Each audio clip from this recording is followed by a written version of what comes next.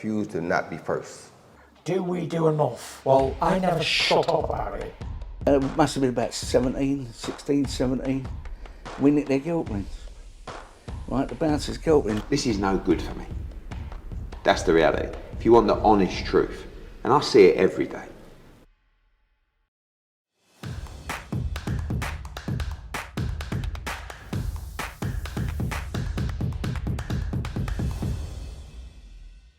Hello, I'm Gareth A Davies and welcome to the new podcast that's looking ahead to the fight between Tyson Fury and Francis Ngannou that opens the Riyadh season on October the 28th. Come with me as I delve into the lives, the minds and the mental capacity that these two fighters have.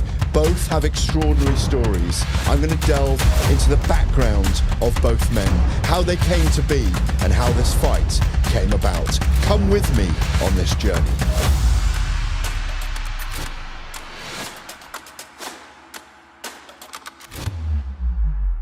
This week, Ben Davison, the former trainer of Tyson Fury, a young man who was instrumental in bringing Tyson Fury back from the brink, and also Julius Francis, who fought Mike Tyson in 2000 and was the British and Commonwealth heavyweight champion. Mike Tyson, of course, is training Francis Ngannou. You do the right hand, the last right hand, right? Boom. That's the last punch.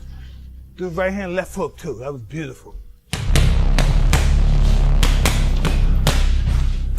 Left hook, rip it. So you put rip it with everything you got. I don't care if you're tired, everything you got.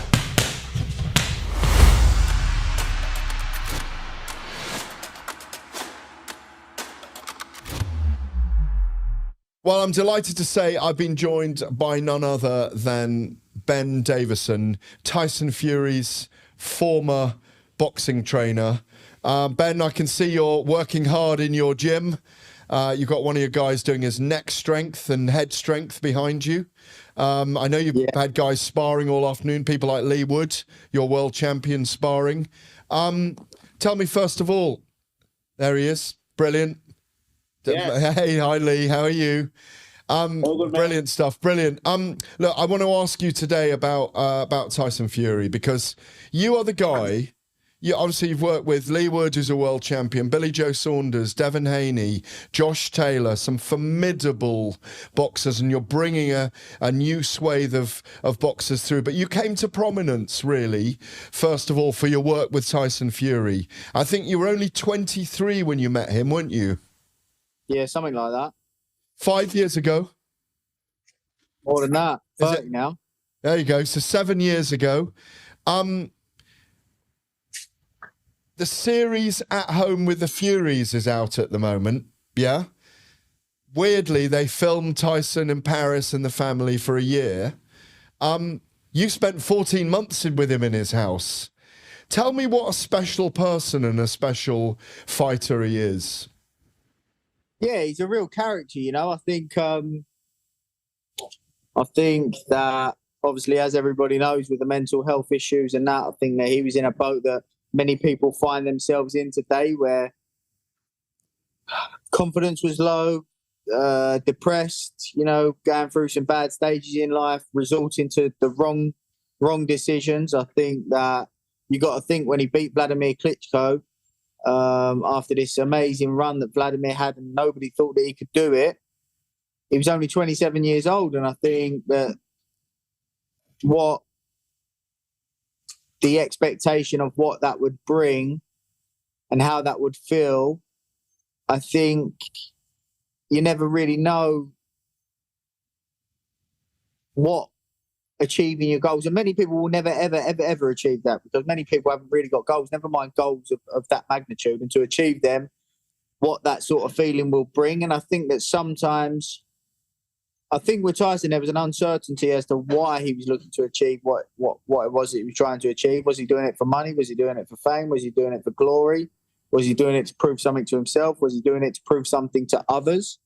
And I think that when he did achieve that, I think that all of those sort of things and the uncertainty and the not knowing, and I think that all come crashing down on him, and he didn't really know how to deal with it. And for him to do the comeback as he did, as you mentioned, in the way that he did it, the way that he brought awareness to mental health, and for anybody to talk about mental health can bring strength to others. But for the heavyweight champion of the world, one of the biggest men on the planet, the toughest guys on the planet to talk about it, I think is really inspiring and really motivating to other people. But then when you collaborate that with the actual moment that happened in the Deontay Wilder fight, where everything that you talk about getting knocked down and getting back up, where that actually happened, it was no longer a metaphor. It was real. I think that was, I think that really cemented who he is. And it was like all of the things in the comeback sort of happened in that moment. All the things that he talked about happened in that moment, and I feel like that was a sporting moment that will go down in history, and a moment that will go beyond just sporting moments because of the meaning behind it when you think about the comeback and where Tyson had come from.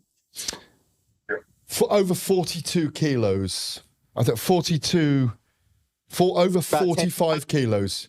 Yeah. No, I think it was 63 kilos. 63 kilos, 10 stone, 140 pounds that he lost in the end. I mean, he was physically and clinically obese at the time, wasn't he? When you first saw him when he was like that, did you have doubts whether he'd be able to get back to where he is now, where he's WBC heavyweight champion, huge standing in the world, about to have this fight with Francis Ngannou as a great figurehead for the opening of the Riyadh season? Did you think he would, when you first saw him like that and you started talking to him, did you see something in him, or was it, I mean, most things are a process, but was it a process, or did you see something? Because you and him really struck it up and struck it off, didn't you, as friends almost immediately? Yeah, well, being honest, when I actually met Tyson a few years before, but then, only just one night, he was at a fight that I was at with Billy Joe, and we met, never really had a discussion, but it was a fight week that I spent a little bit of time around Tyson, and never did I think that I was going to have a role in this comeback. There was no comeback being talked of at that moment in time. So it was almost like, being honest, if I'm just being brutally honest, it was almost laughable to see the heavyweight champion of the world in the condition he was in. Yeah. And the way he was carrying on, I remember he come down the lift in the morning of this fight week one morning, like already a bit drunk. And I was like, what's that smell? And he had a bottle of Patron with him in the morning. I remember thinking, God, like, he's a mess. And then I remember he had no clothes with him, so we went to try and get some clothes. You can imagine trying to find clothes that fit him at this point. So we was driving around the town. And I remember driving around the town and him just non-stop talking about boxing. I remember thinking, he genuinely still loves it, loves the sport, loves the passion. Sounds like he's missing it almost. And then after the fight week, didn't really hear nothing or speak to him or anything like that. And then went away on a training camp with Billy Joe. Billy Joe mentioned to me, Tyson wants to come over. Do you mind? I said, no, of course not. But really, he come over before to a training camp, and I thought, he never once come in the gym. I think he ran through a few bars and had a few breakfasts, but that was about it. He was in the wilderness at this point. He was in an abyss, really, still. Yeah, so when Billy Joe said, do you mind if Tyson comes over to do a bit of training? I thought, I just said, yeah, thinking he's not even going to come in the gym. But he did come in the gym, and I've told the story a few times about when I wrapped his hand. I remember he was giggling and cheerful and excitable, a bit like a kid almost. And I knew in that moment that the love for the sport was still there, and it really did start to nail on there. And I thought, he's made some good progress.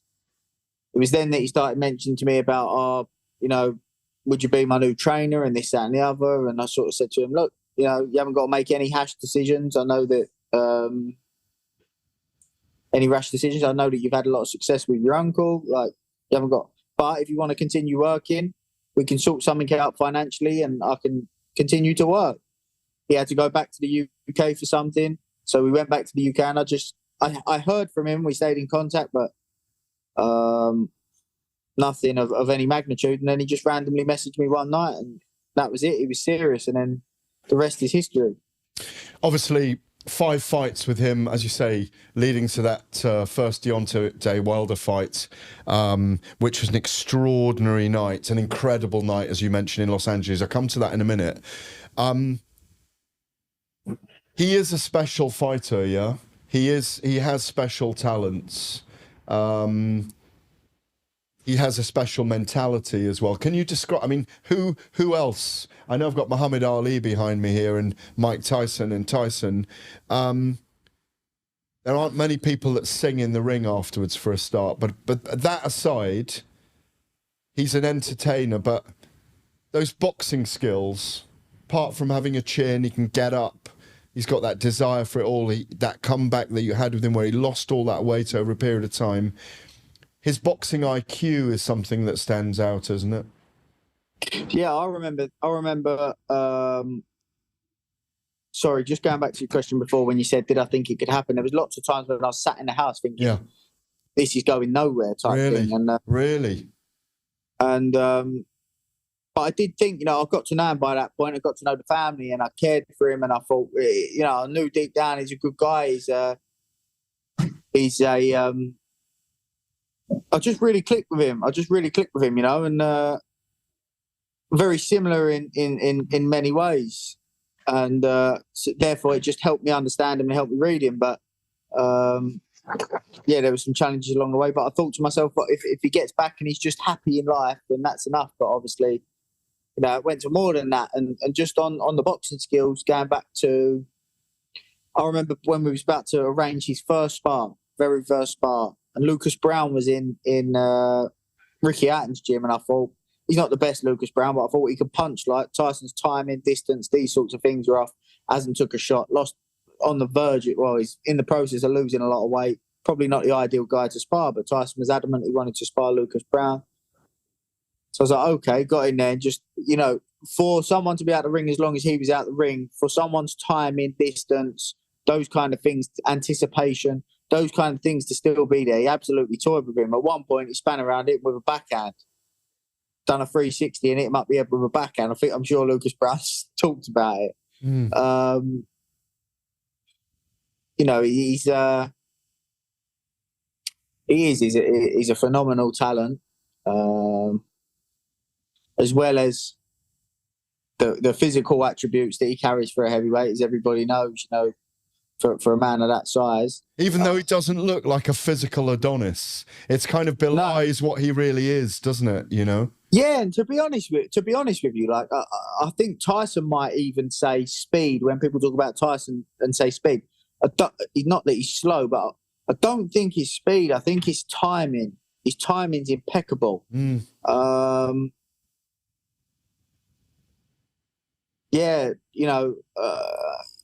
does. I think it's important that you love the sport, and he loves the sport. More so than he would probably make out. I know for a fact he absolutely hates the business of it, because he's passionate about the sport and the sport itself, and the game of chess that gets played within the boxing ring, and the business side of things can really get him down. I think that's a big part of sometimes when he has a downward spiral. Do you think he needs boxing? He's going to need boxing going forward in his life somewhere? Yeah, I think so. But I think in what capacity, I don't know. And I think that's a challenge for him to have to try and work out. Don't think anybody can work that out for him. But it is a worry. Of course, it's a worry. It's a worry for everybody that knows him and is involved with him, and of course his family and the people closest to him. That what does he do? Because it's all right saying I'm going to box my whole life until I'm whatever, but you can't. Unfortunately, you can't. So, he'd make a pretty good pundit, I think. He knows his boxing inside out, doesn't he? He does. The problem is, being honest, is that he's very hit and miss with, he's up for doing it. No, he's not up for doing it. And do you think that's the bipolar, though? And I think we've seen that in the series at home. The people have actually seen him. You will have witnessed that. I remember conversations we had when you were training with him, or when we look back on it and when you lived with him, that he does need mentorship and a coach to keep him on track. Not from going off and doing bad things, but from what people see as bipolar, when the mood swings, to keep him focused on something he clearly loves and loves lighting up in front of a crowd. Yeah, for sure. It was a big part of the job, was getting him to do things that maybe he didn't want to do that day or in that moment. And did you realise that was bipolar at the time? Now it's been, or ADHD, now it's been kind of assessed more, and we've seen it more, that there are these mood swings. It kind of explains some of his outbursts, doesn't it? Yeah, I think so. But I probably didn't label it bipolar at the time. I probably just thought it's a good day, it's a bad day in terms of depression, things like that. But, you know, I like I said earlier, I felt like there was a lot of similarities in some ways, and I felt like I worked out how to get him to do certain things that I wanted him to do, not in a bad way, but certain things that I knew he needed to do that was the best decision for him to do. And the best decision for him to do. And although he wasn't motivated or wanting to do it in that moment, it was the best thing for him to do in that moment. For example, if it was a tough session that he didn't want to do that day, I wasn't in the mood for, I knew how to get him to do that. I knew how to get him to push himself on days that he might not have wanted to push himself. And, you know, when people talk about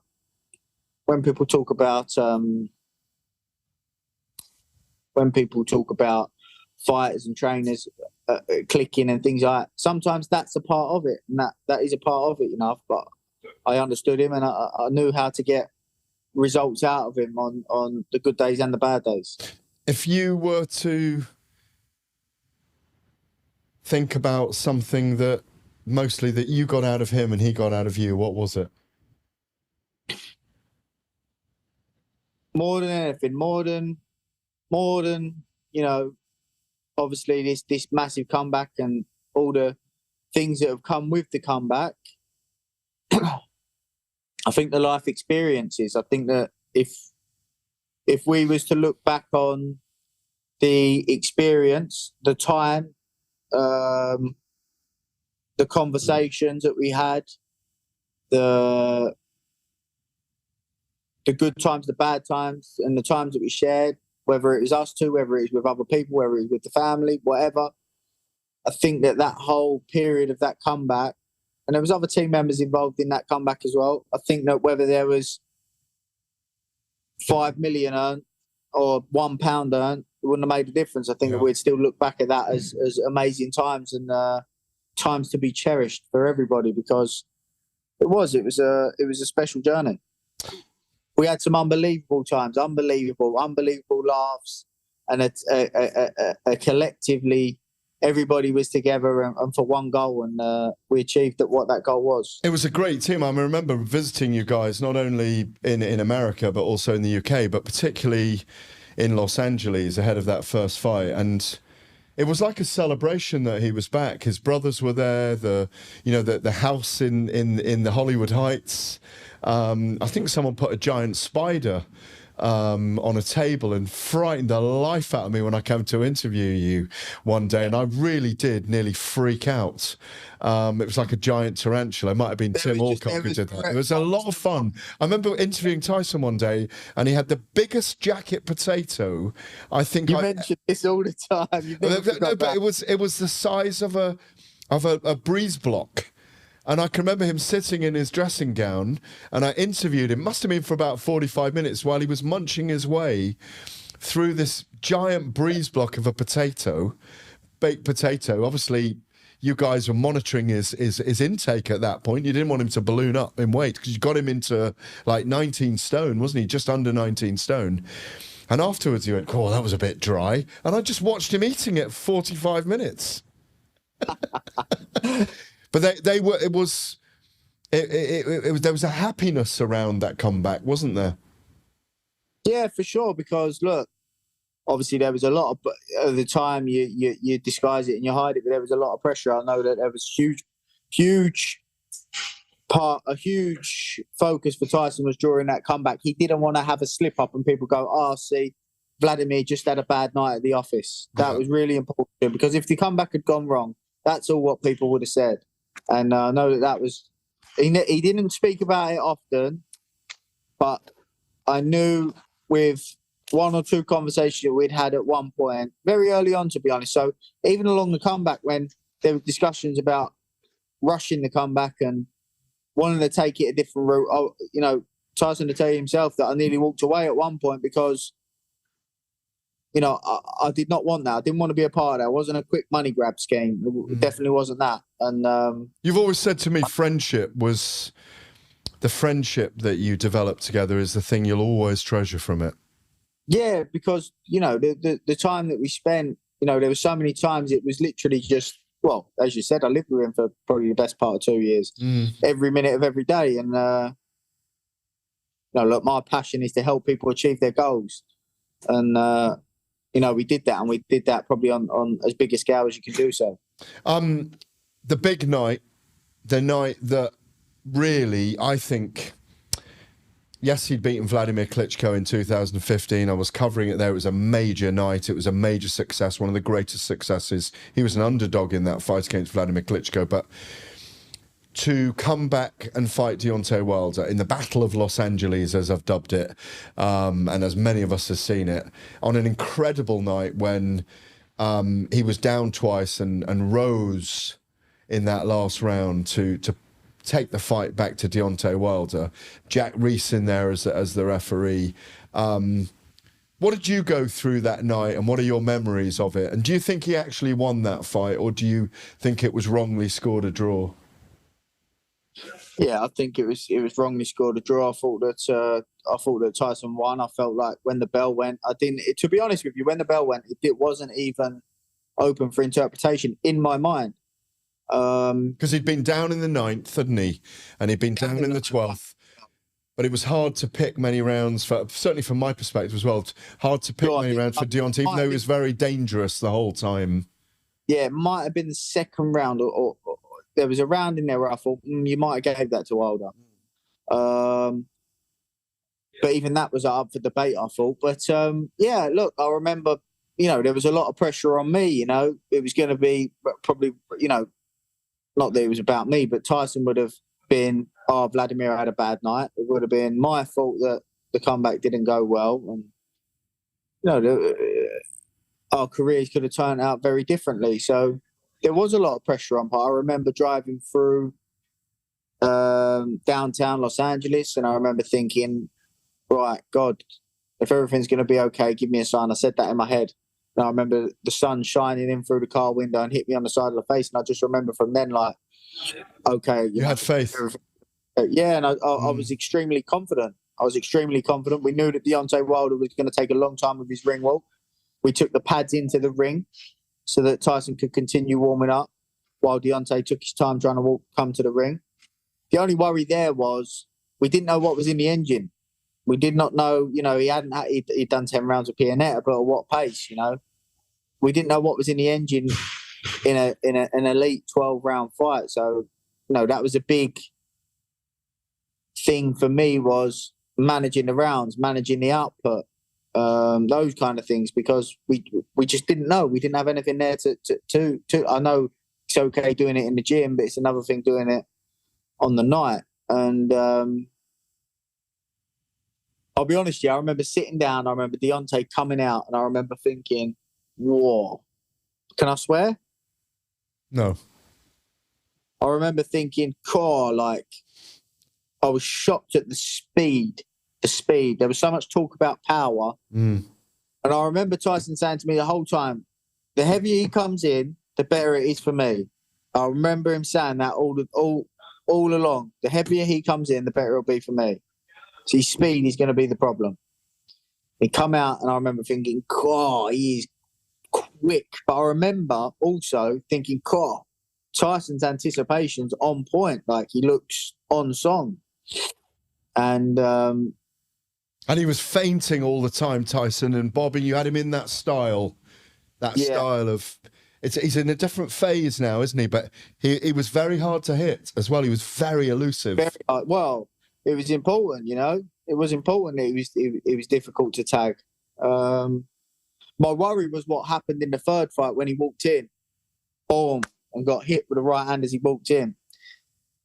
That was my worry with fatigue kicking in, Tyson trying to close the gap, slowing down as he closed the gap, and Wilder.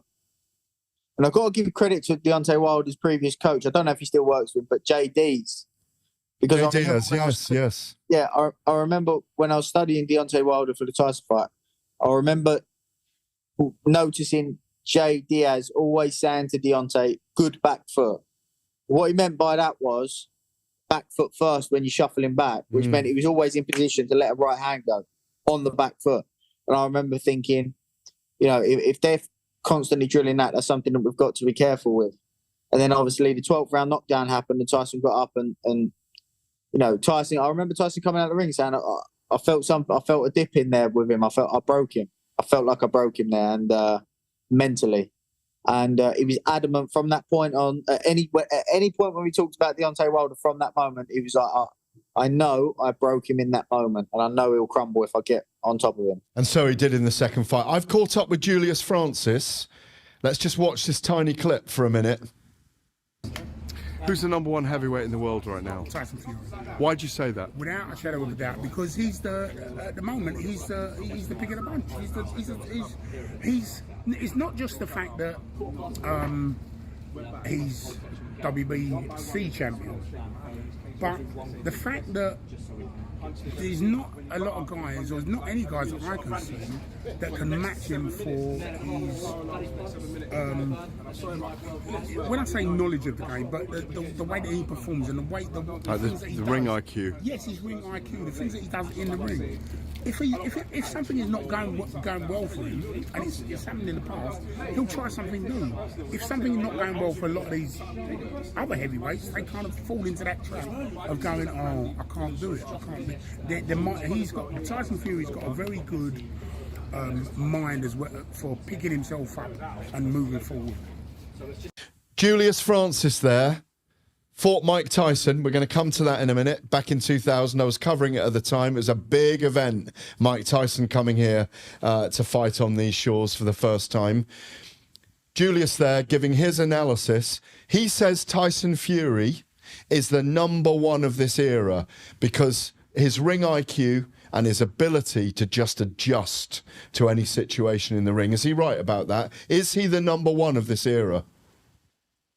Yeah, I think so far you'd have to say that at the moment. I think you'd have to say that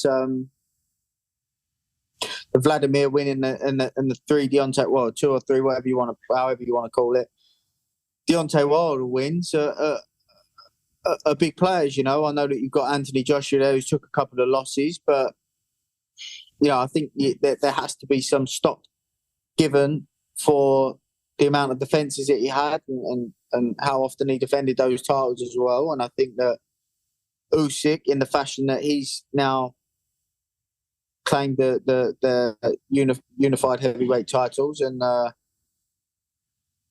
obviously beat Anthony Joshua in the rematch and then handled his mandatory and Daniel Dubois. I think that the fight that everybody wants to see is Tyson and Usyk. And I think that you have to, you know, so a question for you, Gareth. If you was to say who that 3 or 4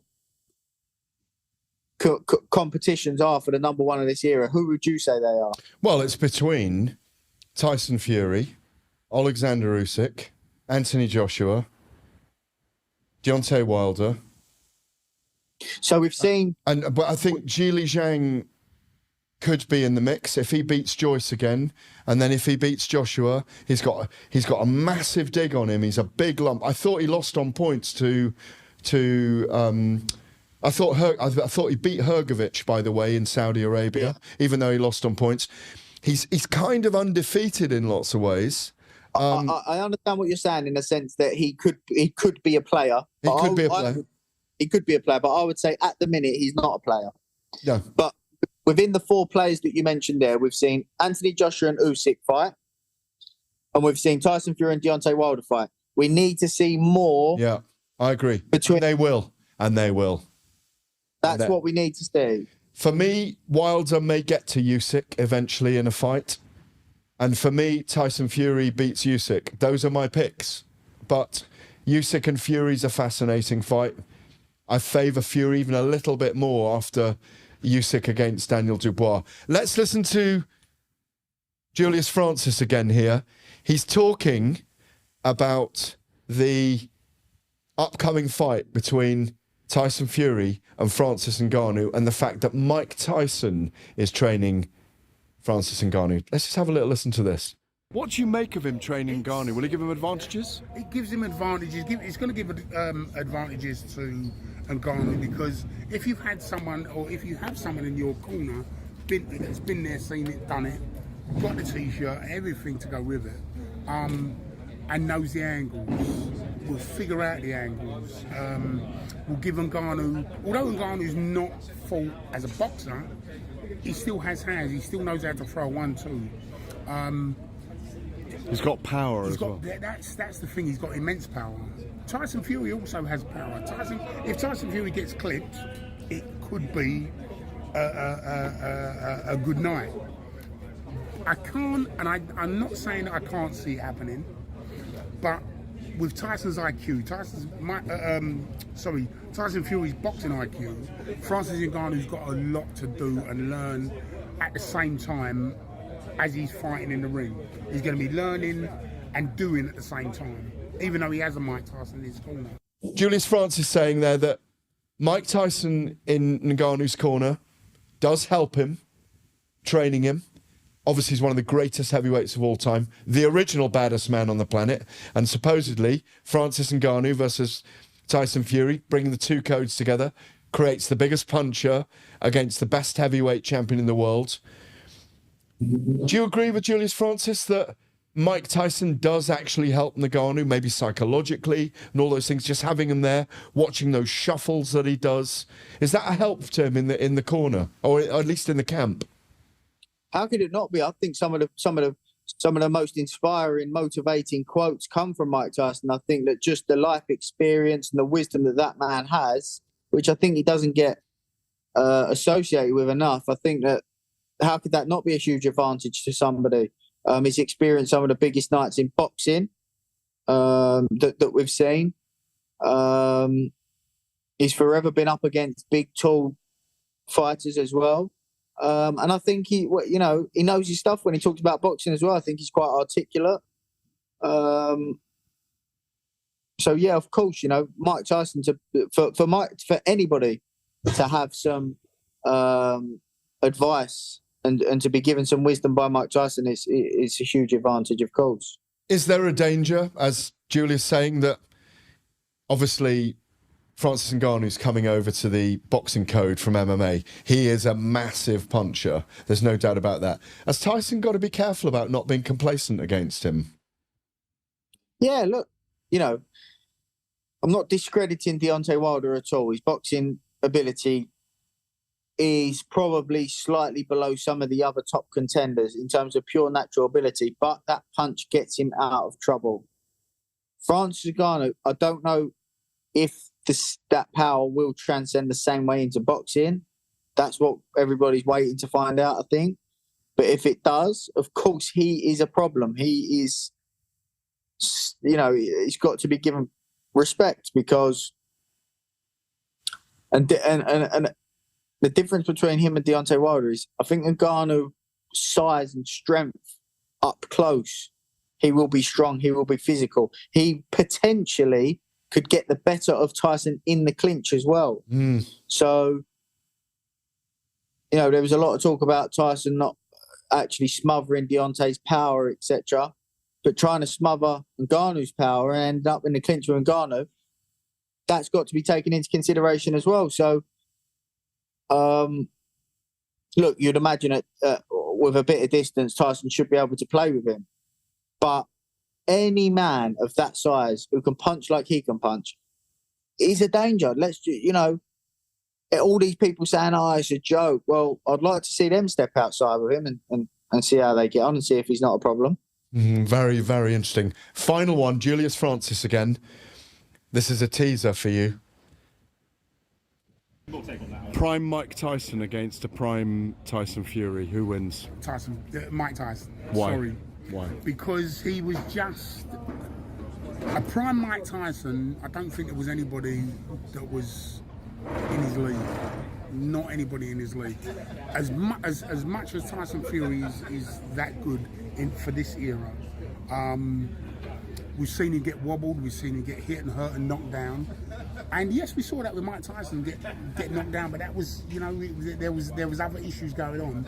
But Mike Tyson in his prime, I don't think there was anybody that could trouble him. I'm going to put you on the spot now. Prime Mike Tyson, prime Tyson Fury. Who gets it? I really don't know. I think it's a tough one. I think that Mike actually liked boxing big guys who jabbed down at him, and I think that gave him opportunities to you know, when you jab down, you make yourself a bit more vulnerable. Chasing someone's head with a head movement like Mike Tyson gave. I know people talk about it as defensive as they're jabbing, he's moving out of the way, but what he's often doing is being proactive. They chase the head, and that gives them the opportunity to then bring one over. However, Tyson's very good at tying people up, smothering, making sure that they crowd their work. Him leaning all over Mike Tyson, I can see that taking his toll as well. You can see Tyson going to the body though as well, shuffling in and going hard to the body. Yeah, exactly. Pulling that uppercut. But at the same time, I can see Fury getting on top of him, leaning on him. And one thing about Tyson Fury, he's got a very good engine. Conditioning's, you know, he's always relaxed, and I think that's what helps him. So I think early on, you'd say Mike Tyson would obviously be extremely dangerous, but I think the later the fight went, the more you'd favour Tyson Fury. So what's your pick then? Sit on the fence on that one. Oh, it's brilliant. It's a massive event on October the 28th for opening the Riyadh season with Tyson Fury and Francis Ngannou. It is a fascinating contest, but as you say, it leads to even bigger things in the heavyweight division, doesn't it? I mean, for you, when you look at this era, you know, you're boxing.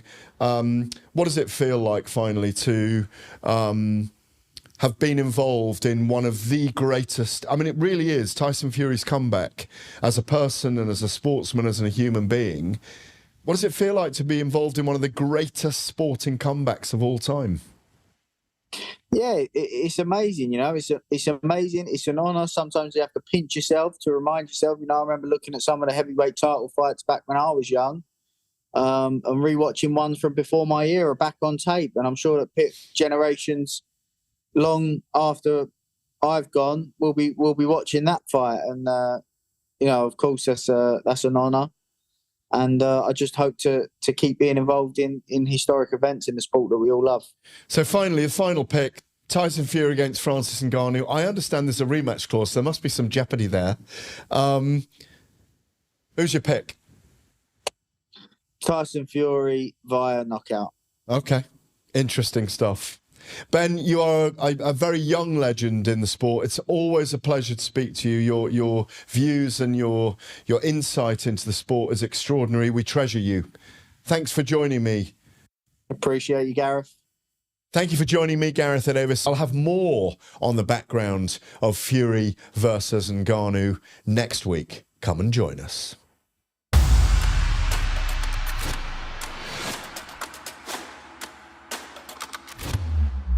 To not be first. Do we do enough? Well, I never shut up about it. It must have been about 17, 16.